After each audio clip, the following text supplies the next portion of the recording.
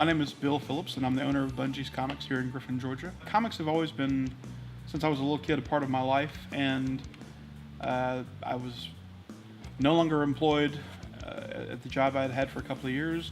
Moved back to Griffin, and I had comics, so I kind of thought about what I could do with them. And another store that was in town actually had like a comic book flea market one Sunday.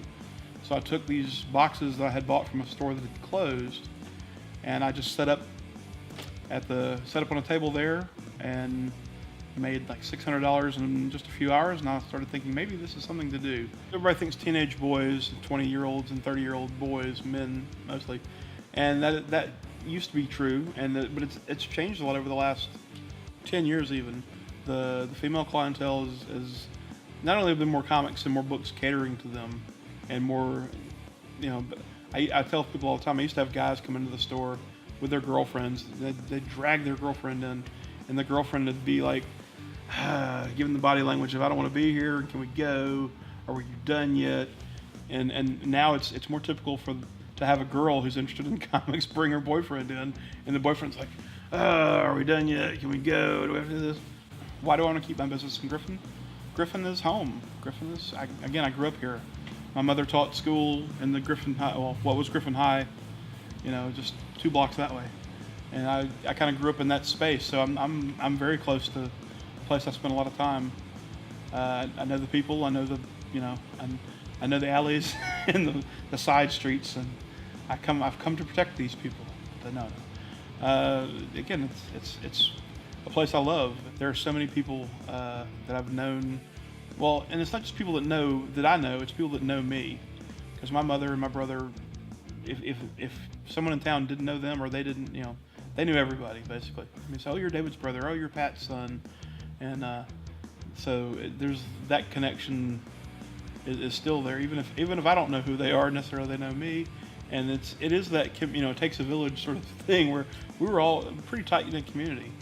And it's those relationships that are key. I mean, I could do other things to make more money. I could, but it's having that human connection with people that I see. They come in for their weekly fix of whatever in comics, and those relationships you kind of forge over time, and that's the best part. What would I tell someone if they were thinking of bringing their business to Griffin? I would probably say, I would definitely say, bring it.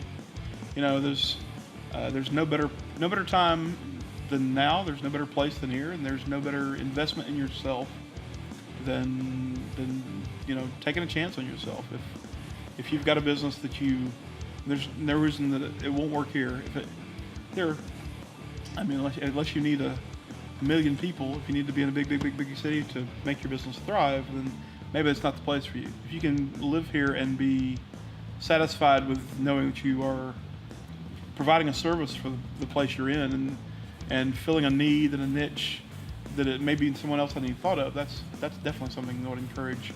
And there's lots of businesses that we could use, and we just haven't thought of them yet. So yeah, come to Griffin. It's great here. The water's fine. If Griffin was a superhero, what superhero would Griffin be? I don't say Batman, because Batman's grim and brooding, but in a way, I like Batman because he's a self-made man. He didn't get bitten by a radioactive spider, as much as I love Spider-Man, and he wasn't rocketed here from a faraway planet and just accidentally got these powers under the yellow sun.